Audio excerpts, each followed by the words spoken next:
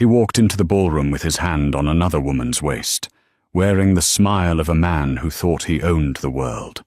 Julian Thorne believed he had successfully traded up, swapping his quiet, modest wife for a younger, louder, flashier model. He thought the invitation to the prestigious winter solstice gala in Vienna was his crowning achievement, proof that he had finally climbed to the top of the social ladder. He didn't know the invitation wasn't an honor, it was a summons. And the woman standing at the top of the marble staircase, wearing the diamond tiara and commanding the attention of kings. She wasn't just the host, she was the wife he'd discarded like trash 3 years ago. Tonight wasn't a party, Julian. It was an execution. The ink on the divorce papers was barely dry when Julian Thorne threw his freedom party at the Pierre Hotel in New York. It was a Tuesday. He remembered the day specifically because the market had closed high, and he felt invincible. "You're better off, mate," his business partner, Ricard, had said, clinking his glass of scotch against Julian's. Anastasia was nice, but she was dead weight. A man in your position, aiming for the senior partnership at BlackRock, needs a woman who shines, not a librarian who prefers knitting to networking. Julian nodded, smoothing the lapel of his Armani suit. He looked across the room at Tiffany. She was 23, blonde, and laughed with her head thrown back in a way that ensured every man in the room looked at her throat. She was an influencer with 2 million followers, and hanging off her arm felt like wearing a Patek Philippe watch. It was a statement. He thought about Anastasia, his wife of 5 years. Anna. She was quiet, almost painfully so. She worked at an antique book restoration shop in the East Village.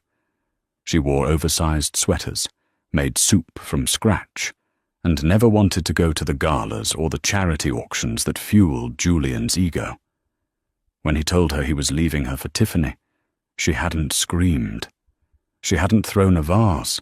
She had simply looked at him with those unsettlingly clear, grey eyes and said, "Are you sure this is the life you want, Julian? Once you leave this apartment, the door locks behind you. Forever." "I'm sure," he had sneered, handing her a check for $100,000. Hush money, he called it, though she had practically no one to talk to. "Buy yourself some new cardigans, Anna. Don't contact me." That was 3 years ago. Since then, Julian's career had skyrocketed. He had moved from New York to London, orchestrating high-stakes mergers. He and Tiffany were engaged, a spectacle documented daily on her Instagram. Life was perfect. Then came the envelope. It arrived on a rainy Tuesday at his office in Canary Wharf. It was heavy, made of thick, cream-colored cardstock with gold leaf edging.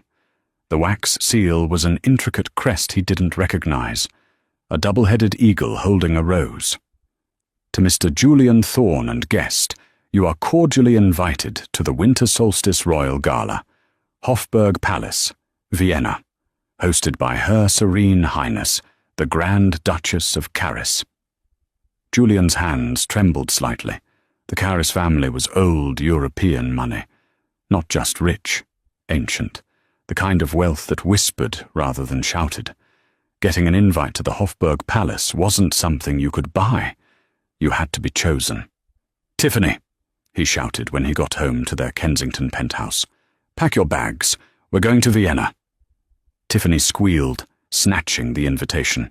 "The Hofburg, Julian, this is it. The press will be there. Vogue covers this every year. I need a dress. I need something custom." "Givenchy?" "No, maybe customized Versace." Julian smirked, pouring himself a drink. "Get whatever you want.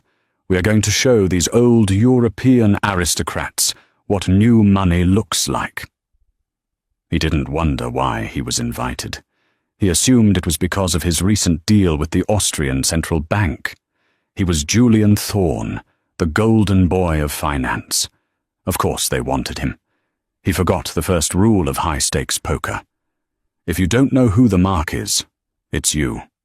Vienna in December was a fairy tale of snow and lights, but Julian was too busy barking at the limousine driver to notice. "Careful with the luggage," he snapped, as the driver unloaded their trunks at the Hotel Sasha. Tiffany was already live-streaming on her phone, pouting for the camera. "Hey guys, just landed in Vienna for a literal royal gala. My fiancé is such a boss. Show them the invite, baby." Julian flashed the gold-edged card, feeling a surge of pride. He checked his reflection in the hotel window. He had aged well. The grey at his temples made him look distinguished. He was ready to rub shoulders with dukes and earls. The night of the gala, the streets leading to the Hofburg Palace were blocked off. Crowds of onlookers pressed against the barricades, hoping to catch a glimpse of royalty. When Julian's Rolls-Royce pulled up to the red carpet, flashbulbs popped. Tiffany stepped out first. She was wearing a dress that left very little to the imagination, a sheer, sequined, crimson gown with a slit that went up to her hip. It was loud. It was aggressive. In a club in Miami, it would have been a hit. Here, against the backdrop of Baroque architecture and snow, it looked jarring. Julian stepped out after her, buttoning his tuxedo. He offered her his arm, chin held high. "Chin up, Tiff. Let them envy us." They walked up the grand staircase. The air smelled of expensive perfume and ancient stone. But as they reached the top of the stairs and entered the great hall, the atmosphere shifted. The room was silent, save for the soft hum of a string quartet playing Mozart. The guests were dressed in impeccable taste, midnight blues, emerald greens, blacks and silvers. The jewelry was heavy and real. There were sashes of merit, medals of honor. When Tiffany walked in, heads turned. But not with the admiration Julian was used to. A dowager countess near the entrance raised a lorgnette to her eyes, whispered something to a general standing next to her, and they both chuckled softly. "They're staring," Tiffany whispered, squeezing Julian's arm too tight. "They love the dress." "Of course they do," Julian murmured, though a prickle of unease ran down his spine.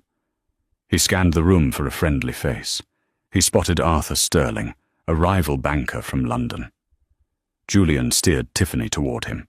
"Arthur, good to see you," Julian boomed, his voice echoing a little too loudly in the refined acoustic space. Arthur turned, his eyes widening slightly as he took in Tiffany's dress. "Julian, I didn't expect to see you here." "Invited, just like you," Julian said, puffed up. The Grand Duchess must have heard about the Vienna merger.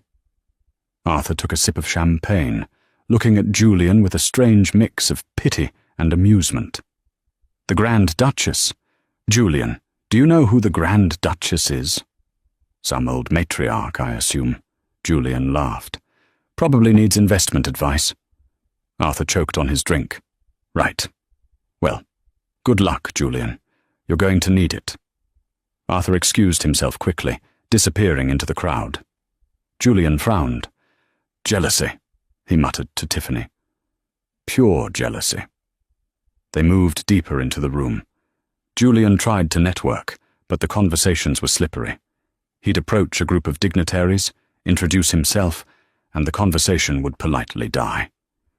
It was as if there was an invisible glass wall between him and the true elite. "I'm bored," Tiffany whined, checking her phone. "There's no signal in here. And where is the host? I want a selfie with a duchess."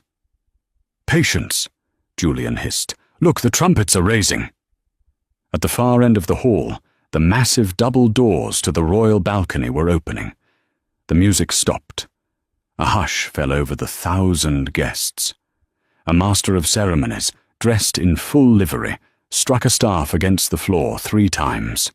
"Ladies and gentlemen, pray silence for the hostess of the evening, the patroness of the arts, the keeper of the Winter Seal, Her Serene Highness, the Grand Duchess, Anastasia of Caris." Julian froze. The name bounced around his skull like a bullet. Anastasia? No, it couldn't be. Anastasia was a common name. It was a coincidence. Then she stepped out. She was wearing a gown of midnight blue velvet that seemed to absorb the light, embroidered with silver thread that looked like constellations. On her head sat a tiara of diamonds and sapphires, so large they looked fake. She stood tall, regal, her posture perfect. But it was the face that made Julian's knees buckle. The glasses were gone. The messy bun was replaced by sleek, intricate waves. But the eyes, those cool, grey, piercing eyes, were exactly the same. It was Anna. His Anna. The woman who clipped coupons. The woman who mended his socks. The woman he had thrown away for a model and a penthouse. Beside him, Tiffany squinted. She's pretty. Old-fashioned, though. Who is she?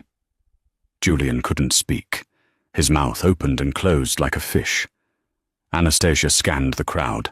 She didn't look nervous. She looked bored, powerful. And then her gaze stopped. It locked onto Julian across the sea of people. She didn't smile. She didn't frown. She simply raised one eyebrow, a millimeter of movement that screamed more authority than Julian had ever possessed in his life. She turned to the microphone. "Welcome, friends," she said. Her voice was the same soft alto, but amplified. It sounded like thunder. "And welcome to those who believe they belong here." Julian felt the blood drain from his face. He wanted to run, but his feet were lead. "Babe, what's wrong?" Tiffany asked, snapping her gum, a sound that seemed deafening in the quiet hall. "You look like you've seen a ghost." "That's," Julian whispered, his voice cracking. "That's my ex-wife." Tiffany laughed, a loud, braying sound. "That? The queen of whatever?" "Julian, stop joking. You said your ex was a frumpy librarian." "She was," Julian hissed, grabbing Tiffany's elbow to silence her. "I don't know what this is. A trick. It has to be a trick." He watched as Anastasia descended the staircase. The crowd parted for her like the Red Sea. Men bowed, women curtsied. She moved with a grace he had never seen in their 5 years of marriage. How? His mind raced. How is this possible? He replayed their marriage in his head, the small apartment, her vagueness about her family. "My parents passed away when I was young," she had said. "I was raised by my grandmother in the country." She never said which country. She never said her grandmother was a queen. He remembered how she spoke 3 languages fluently. He had mocked her for reading French poetry, calling it useless. He remembered how she knew which fork to use at fancy dinners, correcting him gently, which he always resented. She was royalty the whole time. And she had hidden it. Why? Anastasia reached the bottom of the stairs. She was surrounded by a phalanx of admirers, but she held up a hand, whispering something to a guard. The guard nodded and began walking straight toward Julian. "Oh, God," Julian muttered. "She's going to kick us out." "Let her try," Tiffany said, fluffing her hair. "I have 2 million followers. I'll ruin her online." The guard, a man who looked like he carved statues with his bare hands, stopped in front of them. "Mr. Thorne?" "Yes?" Julian squeaked. "Her Highness requests your presence in the blue drawing room. Private audience." Tiffany stepped forward. "I'm coming too." The guard didn't even look at her. "The invitation is for Mr. Thorne only." "I am his fiancée!" Tiffany shrieked. A few nearby guests turned to look, their expressions filled with disdain. "Wait here, Tiff," Julian said, sweating. Let me smooth this over. It's probably a misunderstanding." He followed the guard through the crowd, feeling the weight of 1,000 eyes on his back. They walked through a corridor lined with portraits of ancestors, all of whom had Anastasia's nose or her chin. The guard opened a heavy oak door and gestured Julian inside. The room was smaller, intimate, with a roaring fire. Anastasia stood by the fireplace, her back to him. She was looking at a painting of a snowy landscape. "You're late, Julian," she said, not turning around. "You always were. Remember our second anniversary. You were 2 hours late because you were closing a deal. You missed the dinner I cooked." Julian straightened his jacket, trying to summon the arrogance that usually served him so well. "Anna." Or, "Highness? What is this farce? You're a book restorer from the East Village." She turned slowly. The diamonds on her head caught the firelight, creating a halo of terrifying brilliance. "I am Anastasia Maria Romanov Montclair, Grand Duchess of Caris. Book restoration was a hobby, a way to live a normal life, to see if I could be loved for me, and not the crown." She took a step closer.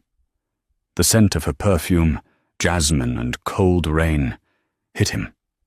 It was the same perfume she wore when they were married, but now it smelled expensive, dangerous. "I gave up my title to marry you, Julian," she said softly. "I abdicated my responsibilities because I fell in love with a charming, ambitious boy I met in a coffee shop. I wanted a simple life." Julian felt a lump in his throat. You were rich? This whole time?" Anastasia laughed, a cold, bitter sound. "Rich? Julian, your net worth is a rounding error in my family's trust fund. I lived on a budget because I wanted to build a life with you. I wanted us to be partners." She picked up a crystal glass of wine. "But you didn't want a partner, did you? You wanted a prop, and when you thought the prop was too dull, you threw it away for a shinier one." "I loved you, Anna," Julian lied, stepping forward. He instinctively turned on the charm, the same charm he used on investors. "We had good times. I was just lost, stressed." "Don't," she snapped. The command was so sharp, Julian froze. "Don't insult my intelligence. You left me because you thought I held you back. You told me I was small. You told me I didn't understand the world of power." She gestured around the opulent room. "Look around, Julian. Do I look small to you now?"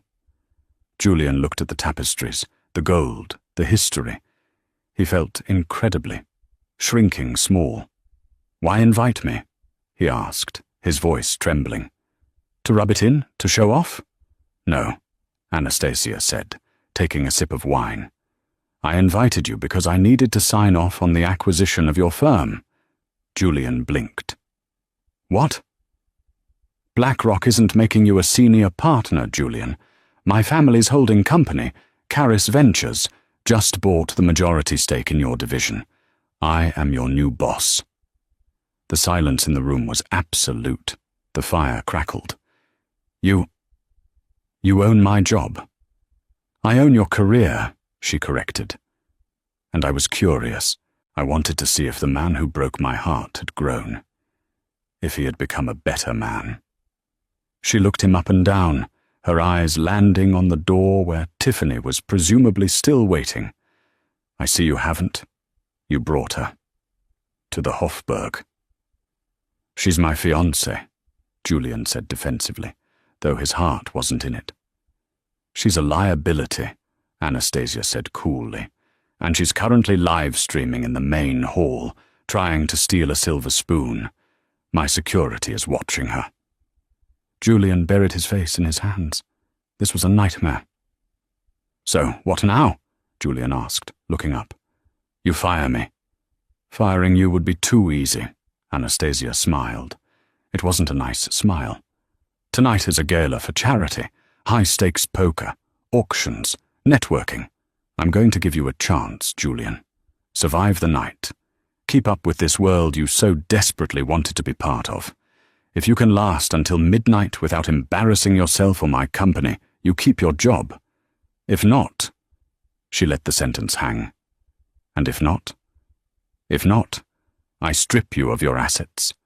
I blacklist you from every financial institution in Europe, and I reveal to the press exactly how you treated the Grand Duchess of Caris when she was just a wife." She walked past him to the door, her velvet skirts swishing. "Welcome to the high life, Julian. Try not to drown." She opened the door and walked out, leaving him alone, with the fire and the crushing realization that he was totally, utterly screwed. Julian stumbled out of the drawing room, dazed. He needed a drink. He needed a stiff scotch. He found Tiffany near the buffet, arguing with a waiter. "I asked for a Diet Coke, not water," she was saying loudly. "We do not serve cola, madam," the waiter said, his face a mask of polite disgust. "Tiffany, stop!" Julian grabbed her arm, harder than he intended. "Ow! Where have you been? Who was that lady?" "That lady," Julian hissed into her ear, "is my boss, and she is the queen of this God-forsaken place. So shut up, put your phone away, and for the love of God, stop touching things." Tiffany looked at him, shocked. She had never seen Julian like this, sweaty, pale, terrified. "You're hurting me." "I am trying to save us," he said.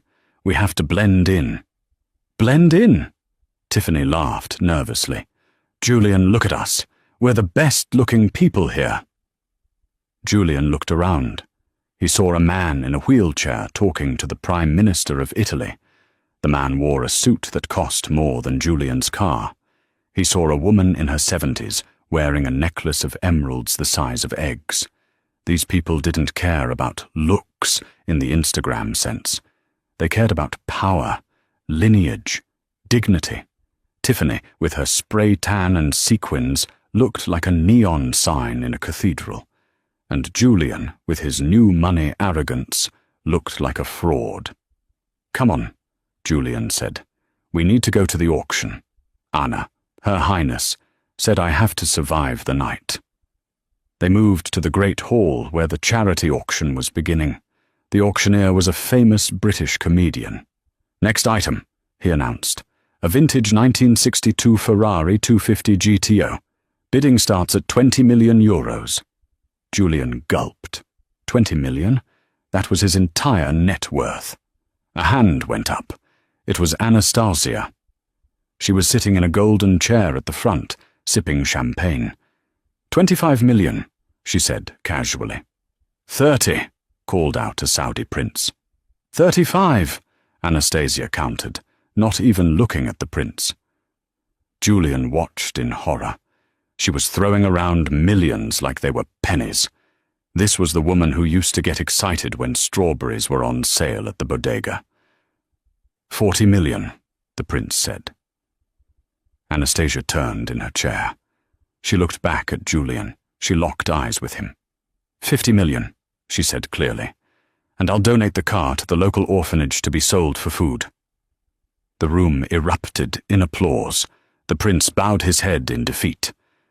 Julian felt a tap on his shoulder. It was Rickard, his old business partner, the one who told him to leave Anna. Rickard was pale. "Julian," Rickard whispered. "Did you know?" "No," Julian said. "She's the majority shareholder of the bank, Julian. She just fired the entire board of directors via email 10 minutes ago." Julian's stomach dropped. "What?" "She kept you and me," Rickard said, trembling. "She said she has a special game for us." Just then, the music changed. A waltz.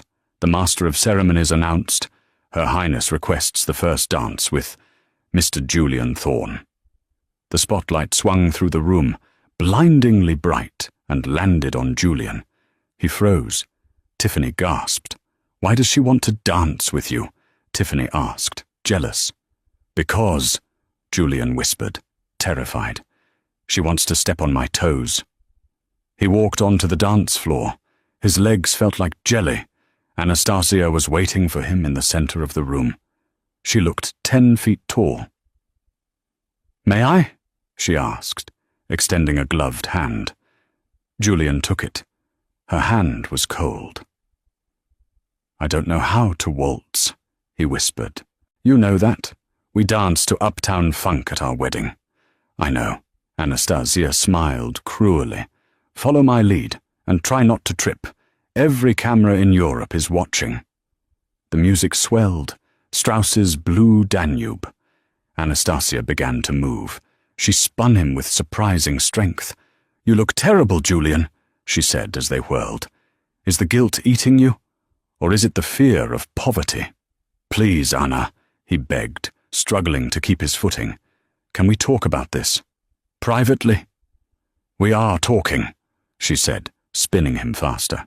You wanted to be seen, Julian. Now everyone sees you. Look at them. Julian glanced at the crowd. They were whispering, pointing.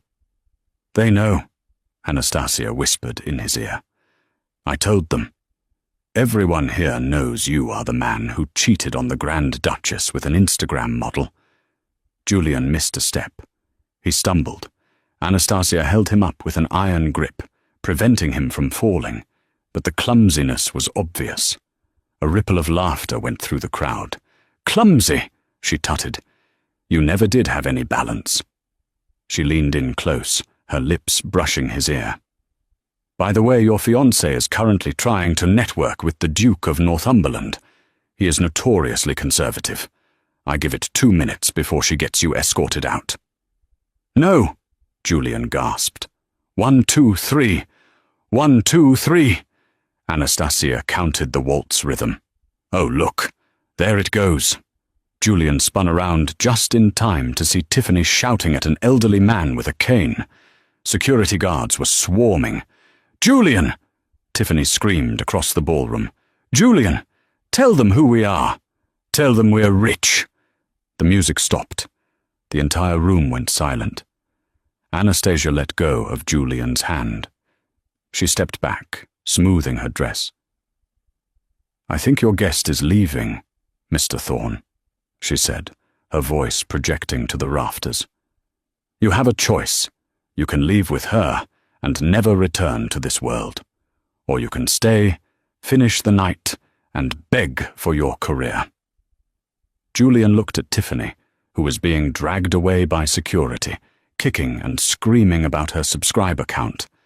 Then he looked at Anastasia. Beautiful, powerful, terrifying. He looked at the crowd of billionaires and royals. Julian Thorne made his choice. He turned his back on Tiffany. I'll stay, he said. Tiffany's scream of betrayal echoed through the hall as the heavy doors slammed shut behind her. Anastasia smiled. It was a smile of pure ice. I thought you might, she said. You always were a coward. Now, let the real games begin. The heavy oak doors closed, sealing the sound of Tiffany's screams outside. The ballroom was quiet again, save for the polite murmuring of the guests who had just witnessed a social execution. Julian stood alone near the pillar, his face burning. He had chosen his career over his fiancée. It was the pragmatic choice, the Julian Thorne choice, but the taste of it was ash in his mouth. Mr. Thorne, a voice rumbled. It was the large guard from earlier. Her Highness expects you in the library for the games. Julian straightened his tie, his hands shaking slightly. The games. Right. Poker. High stakes, the guard said, offering no smile. The library was a cavernous room, lined with books that smelled of centuries-old leather and dust. In the center sat a round mahogany table. Seated there were 3 men and 1 empty chair. There was Viktor Volkov, a Russian energy tycoon known for eating his competitors alive. There was Sir Alistair Sterling, the owner of the largest media conglomerate in Europe. And there was a man Julian didn't recognize, a silent, scarred man shuffling a deck of cards with terrifying precision. And standing at the bar, pouring a glass of whiskey, was Anastasia. Sit, Julian, she commanded. Julian sat. The chair was velvet, comfortable, but it felt like an electric chair. The buy-in, Volkov grunted, lighting a cigar, is 5 million. Julian choked. I don't have 5 million liquid on me. I know, Anastasia said, walking over and taking the seat opposite him. I put up your stake, Julian.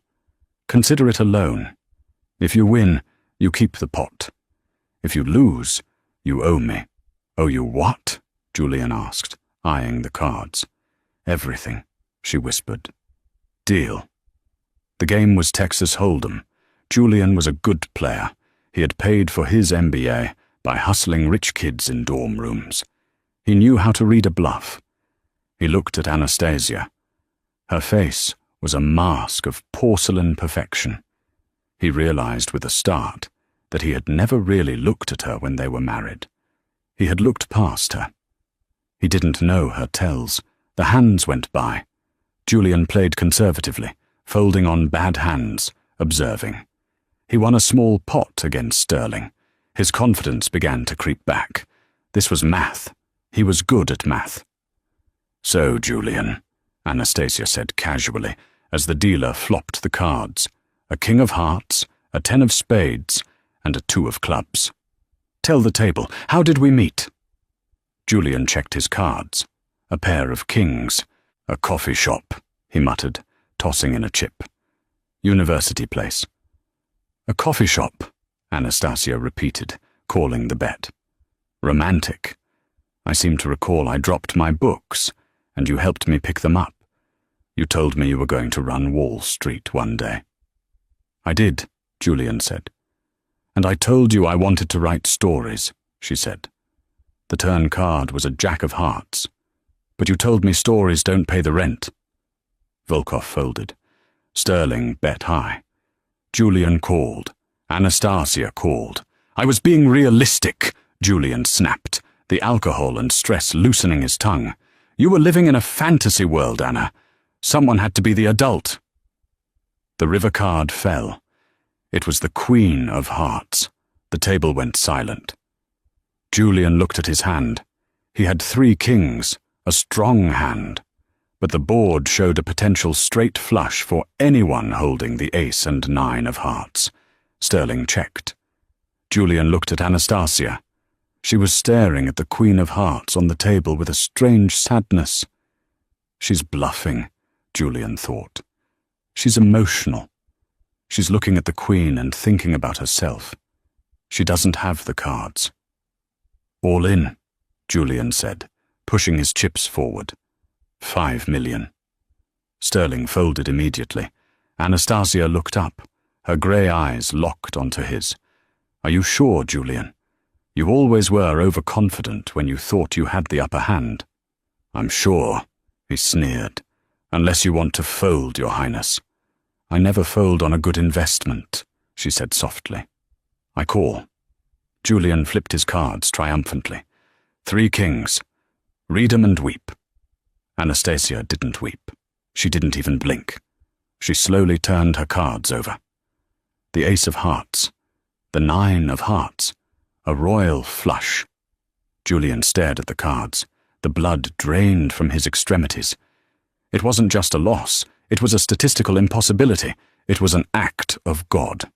You lose, Anastasia said, raking in the chips. That puts you 5 million in debt to me. Plus interest. You cheated, Julian gasped. Volkov laughed, a deep barking sound. Cheated? Boy, the dealer works for MI6. Nobody cheats in this room but the devil. Anastasia stood up, towering over him. I didn't cheat, Julian. I just knew you. I knew you'd see the king and think you were royalty. But you forgot the Queen. You always forget the Queen. She leaned across the table, her diamond necklace swinging like a pendulum. You owe me 5 million euros. You can't pay it, which means I own your debts. I own your mortgage. I own the lease on that ridiculous car you parked outside. Technically, Julian, I own the clothes on your back. Julian slumped in his chair, defeated. What do you want? I want you to attend dinner, she said, smoothing her skirt. And I want you to smile. The main course is about to be served. The grand dining hall was a masterpiece of gold leaf and crystal. A table for 200 guests stretched the length of the room. Julian was seated, not at the head, but at the very far end, near the kitchen doors. It was the seat reserved for the least important person in the room. To his left was a deaf duke who fell asleep immediately. To his right was an empty chair where Tiffany should have been. The food was exquisite. Caviar, truffle soup, pheasant. Julian couldn't eat a bite. He drank the wine, glass after glass, trying to numb the panic rising in his chest. Halfway through the meal, the lights dimmed. A spotlight hit the center of the high table where Anastasia sat. She stood up, holding a champagne flute. "My esteemed guests," she began, "tonight we celebrate heritage, we celebrate truth, and we celebrate the shedding of dead weight." A polite ripple of applause. "Many of you know my story," Anastasia continued. "You know I spent 5 years in America, living as a commoner. It was an educational experiment. I wanted to understand what life was like for those who must struggle."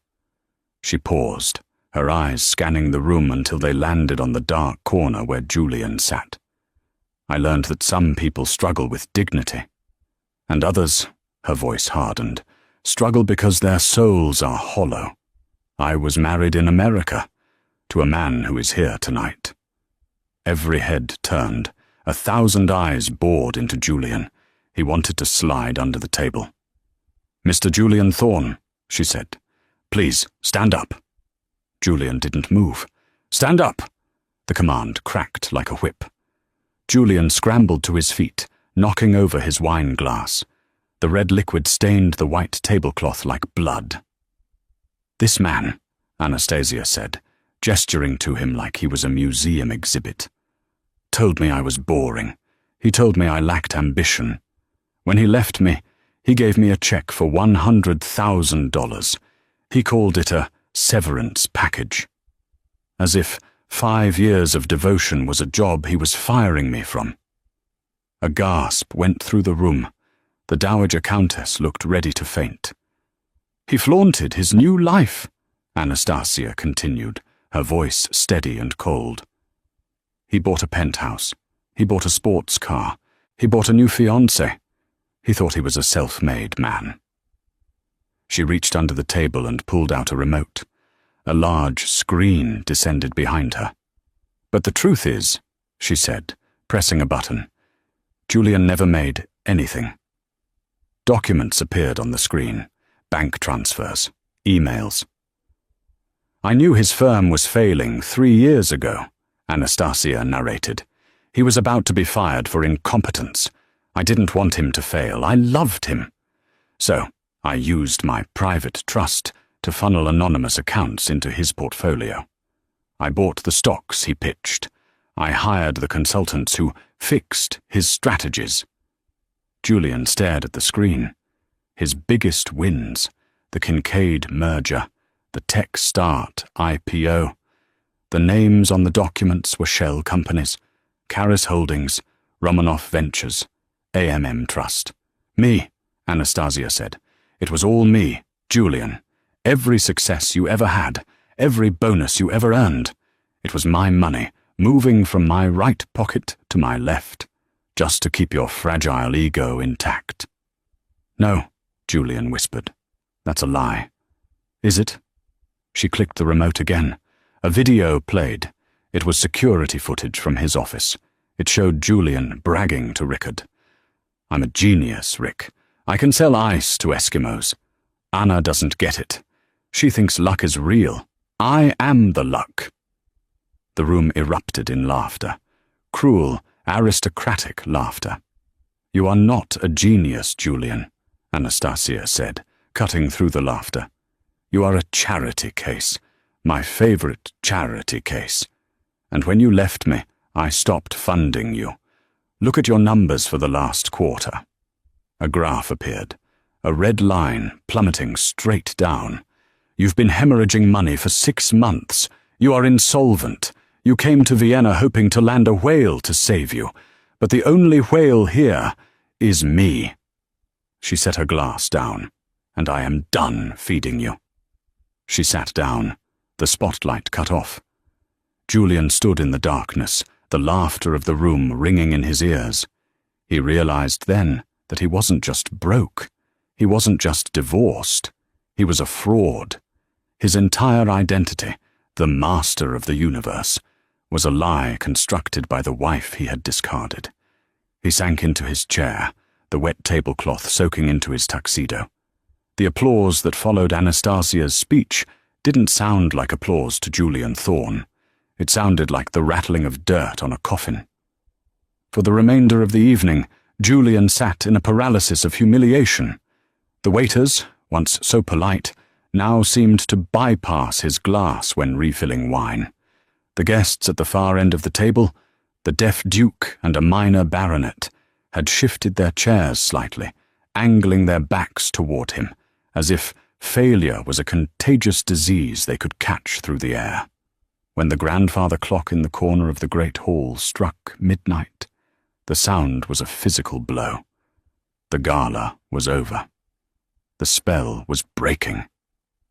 "Ladies and gentlemen," the master of ceremonies announced, his voice booming, "carriages await in the courtyard." The room became a flurry of movement. Furs were retrieved, gloves were pulled on, and the air filled with the chatter of the elite making plans for after-parties in Monaco and Gstaad.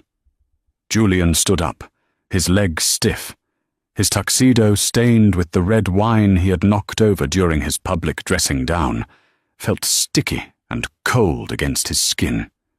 It was a Brioni suit, worth £5,000, but right now it looked like a costume from a thrift store. He looked toward the head table. It was empty. Anastasia was gone. He turned to leave, aiming for the main doors, hoping to slip into the crowd and vanish. But before he could take 3 steps, a shadow fell over him. It was the head of security, the man with hands like sledgehammers. "Not that way, Mr. Thorne," the guard rumbled. His voice wasn't aggressive, just immovably solid. "I'm leaving," Julian said, his voice a raspy croak. "I'm just getting my coat." "Your coat has been retrieved for you," the guard said, holding out Julian's cashmere overcoat. "Her Highness has requested you use the west exit to avoid the press." Julian flinched. The press. Of course. They would be waiting at the front gates, hungry for the ex-husband who had been roasted by the Grand Duchess. He nodded, taking the coat. "Fine. Show me." The guard led him away from the warmth and the gold leaf of the ballroom. They walked down a long corridor, lined with portraits of the Carys ancestors. Julian felt their painted eyes tracking him. There was a duke from the 1700s who looked just like Anastasia. The same sharp chin, the same imperious stare. They knew, Julian thought. Generations of kings and queens are watching the pauper walk the plank. They passed through a heavy baize door, and the atmosphere changed instantly. The plush carpets were replaced by cold stone. The smell of perfume was replaced by the smell of floor wax and drafts. This was the service wing, the veins of the palace. "Here," the guard said, stopping at a heavy steel door reinforced with iron bands. He pushed it open. A blast of freezing wind hit Julian, stealing the breath from his lungs. It was snowing hard now, a thick, white curtain that erased the world. "She is waiting," the guard said, gesturing into the storm. Julian stepped out. It wasn't an alleyway, exactly. It was a private service courtyard, enclosed by high stone walls covered in ivy that had frozen into brittle sculptures. The only light came from a single, old-fashioned gas lantern mounted on the wall, casting long, flickering shadows against the snow. And there she stood. Anastasia was turned away from him, looking up at the swirling snow. She had changed out of the midnight blue ball gown. Now she wore a long, floor-length coat of white ermine that blended perfectly with the falling snow, making her look like a spirit. Her hair was still done up in the intricate royal style, the diamonds catching the lantern light. But her posture was different. The commanding queen of the ballroom was gone. In her place was a woman who looked tired. Julian took a step forward. The snow crunched loudly under his dress shoes. "Anna?" he whispered. She didn't turn immediately. She took a deep breath, watching a cloud of vapor rise from her lips. "It's peaceful out here, isn't it? Inside, it's all noise, calculations, strategies. But the snow doesn't care who you are. It buries the king and the beggar just the same." She turned slowly. Her face was pale, her grey eyes reflecting the gaslight. She looked at him, really looked at him, not with the anger she had shown at the poker table or the mockery she had displayed at dinner. She looked at him with a profound, crushing disappointment. "Why?" Julian asked, his voice trembling from the cold and the shock. "Why did you do it, Anna? You destroyed me, in front of the whole world. Was it just revenge? Did it feel good?" Anastasia sighed, a sound that seemed to carry the weight of 3 years of silence. "Revenge is a petty thing, Julian. It's for people who have nothing else. I didn't do this for revenge. I did it for closure." "Closure?" Julian let out a hysterical, jagged laugh. "You destroyed my reputation. You revealed I'm a fraud. How is that closure?" "Because you needed to see yourself," she said softly, stepping closer. The snow was settling on his shoulders, but he didn't brush it off. "For 5 years, and then for 3 years after that, you told yourself a story. The story was that Julian Thorne was a genius, a titan, a man held back by a boring wife. You believed that story so hard, you forgot what reality felt like." She reached into the deep pocket of her fur coat and pulled out a thick, sealed envelope. "I had to break the mirror, Julian. I had to show you the cracks. Otherwise, you would have gone on forever, thinking you were a victim of my mediocrity." She held the envelope out to him. Julian looked at it suspiciously. His hands were numb. "What is this? Another lawsuit? A restraining order?" "Take it." He reached out, his fingers brushing against her glove. The leather was warm. He took the envelope. It felt heavy, substantial. "Open it," she commanded. Julian tore the seal with shaking fingers. He pulled out a stack of documents. He squinted in the dim light. The first was a deed, title of transfer, Penthouse 4B, Kensington High Street. The second was a bank document, loan forgiveness, 5,000 or resgadosos, paid in full by Caris Trust. The third was a contract, employment guarantee, Julian Thorne, regional manager, Black Rock, London. Julian stared at the papers. The numbers swam before his eyes. You're giving me the apartment," he stammered. "And the debt? You're wiping the poker debt?" "I don't want your money, Julian," she said, her voice devoid of emotion. "I never did. And I certainly don't want that apartment. It smells of her perfume and your desperation." "Then why?" He looked up, tears finally spilling over, hot tracks on his freezing face. "If you hate me, why save me?" "I don't hate you," Anastasia said. And that was the worst thing she could have said. Hate implies passion. Hate implies connection. "I pity you.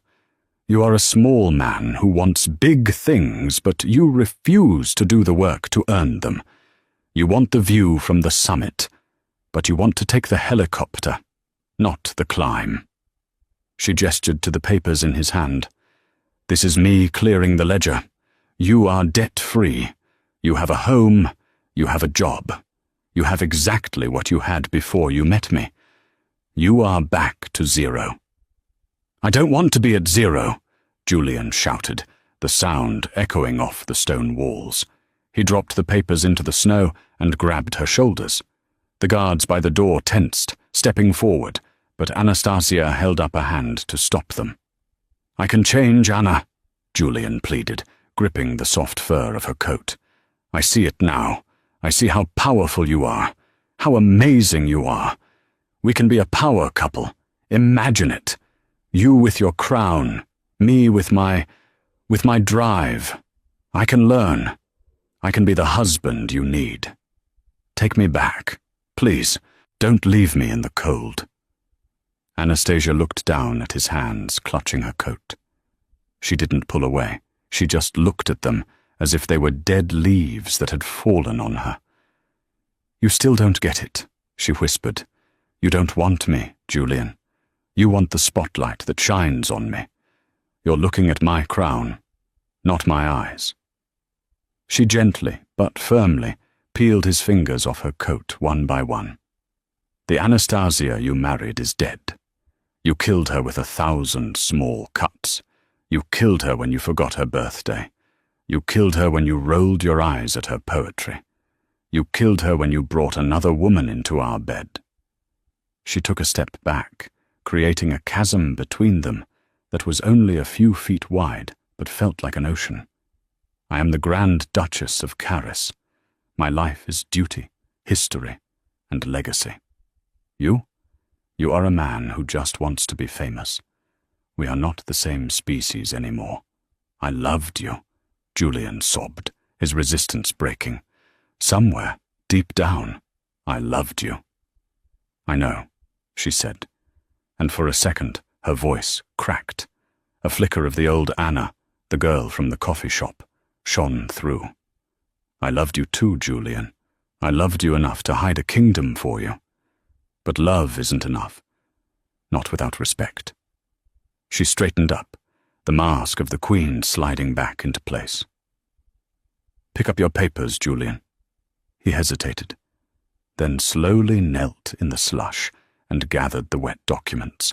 He clutched them to his chest like a shield. "Go home," she said. "Go back to London. Be a good manager. Find a nice girl who likes loud cars. Live a quiet, average life. There is no shame in being average, Julian. The only shame is pretending to be a king when you are a jester." She turned her back on him. "Goodbye, Julian." "Anna!" he called out one last time. She didn't stop. She walked toward the heavy steel door where the guard was waiting. The warmth of the palace spilled out for a brief second, a golden rectangle of light that promised champagne, music, and belonging.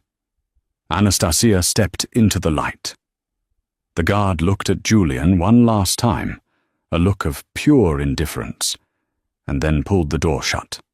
Clang. The sound was final. The heavy iron bolt slid home with a screech of metal. Julian was alone. The silence of the courtyard was deafening. The only sound was the wind howling through the ivy and the blood rushing in his ears.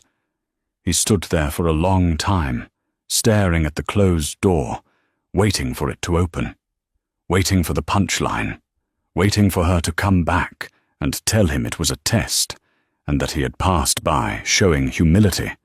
But the door stayed shut. The snow began to pile up on his shoulders. His hand, numb and shaking, went to his tuxedo pocket. His phone buzzed, and then buzzed again, and again. A continuous, angry vibration against his ribs. He pulled it out. The screen was cracked from when he had dropped it earlier, but the light was blinding in the dark alley. Notifications were cascading down the screen like a waterfall. Tagged in a post by Tiffany. EXO. Trending now. A Julian Thorne over-party. Daily Mail. The Duchess and the Dud. How Julian Thorne lost a kingdom for an influencer. He tapped on Tiffany's video. It buffered for a second in the bad signal of the storm, then played. Tiffany's face filled the screen. She was sitting in the back of a luxury taxi, her makeup smeared, holding a glass of champagne that she had clearly stolen from the Gala. "Okay, guys," she hiccuped, looking into the lens. "Real talk. Julian is history. I just found out he's literally broke, like $0 broke. And his ex-wife, she's actual royalty, and she just destroyed him. It was hilarious. Anyway, I'm heading to an after-party with the Duke of Northumberland. He has a castle. So upgrade. Don't settle for less, ladies." By Julian Narwa Royal Gala. Julian scrolled down to the comments. User 123. Imagine fumbling a literal queen for a TikToker. LMAO. Finance Bro, UK. I worked with Thorne. Guy was always a fraud. Glad he got exposed. Anastan account. The way she looked at him at dinner. Chills. He's dead to her. He watched the view count tick up. 500,000. 600,000. 1 million. The world was laughing, not with him. At him. He turned off the phone. The screen went black, reflecting his own face, haggard, wet, pathetic. He looked at the papers in his hand, the deed to the apartment. It wasn't a gift, it was a coffin. She had given him back his old life, but she had stripped it of all meaning. He would go back to that apartment, and every time he looked at the walls, he would know he didn't earn them. He was a charity case. He put the papers in his pocket and turned toward the alley exit. The walk to the main road was only 100 yards, but it felt like miles. He emerged onto the streets of Vienna. The city was beautiful, dressed for Christmas. Garlands of pine and holly hung from the street lamps. Couples walked arm in arm, laughing, catching snowflakes on their tongues. A taxi with a glowing yellow light drove past. Julian raised his hand, a reflex. The driver slowed down, looked at Julian, at his soaked, ruined tuxedo, his hair plastered to his skull, the sheer aura of defeat radiating off him, and sped up again. Julian lowered his hand. He walked. He walked past the 5-star Hotel Sasha, where he had checked in like a conqueror 2 days ago. He didn't go in. He couldn't face the concierge. He kept walking, his Italian leather shoes slipping on the icy pavement, soaking his socks with freezing slush. He walked past the luxury boutiques, Gucci, Prada, Rolex, stores where he used to strut around, flashing his credit card. Now, the mannequins in the windows seemed to sneer at him behind the glass. He reached a bridge over the Danube River. The water below was black and churning. He stopped at the railing, looking down. He wasn't going to jump. He was too cowardly for that. Anastasia was right. He was a man of half measures. He reached into his pocket and pulled out the invitation. The thick, cream-colored card with the gold leaf edging, the double-headed eagle crest, to Mr. Julian Thorne and guest. He remembered the moment he opened it, the rush of adrenaline, the feeling that he had finally arrived.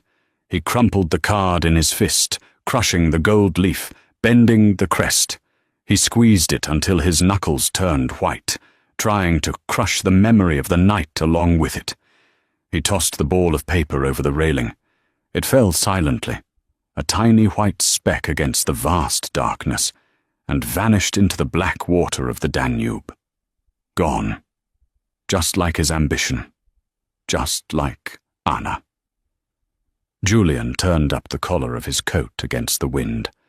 It offered no warmth. He was shivering, violently now. Average, he muttered to the empty bridge. The word hung in the air, a sentence and a verdict. He put his hands in his pockets, hunched his shoulders, and began the long trudge toward the train station. He would take the cheap train to the airport. He would fly economy. He would go back to his cubicle. Julian Thorne walked into the dark, a grey man in a grey world, disappearing into the snow as if he had never existed at all. Julian Thorne spent the rest of his life in a comfortable, mid-level purgatory. He kept his job, but he was never invited to another party. He never married again. Every time he saw a magazine cover with the Grand Duchess Anastasia on it, smiling, charitable, beloved. He felt a phantom pain in his chest, the ache of a man who held a diamond in his hand and mistook it for glass. He learned the hardest lesson of all. You can buy a suit, you can buy a car, and you can buy a ticket to the gala. But class? Class is knowing the value of what you have before you lose it. And royalty isn't about bloodlines, it's about character. Julian Thorne had neither. Wow, talk about a reality check. Julian definitely got served more than just dinner at that gala. What do you guys think? Did Anastasia go too far with the public humiliation, or did Julian deserve every single bit of it for how he treated her?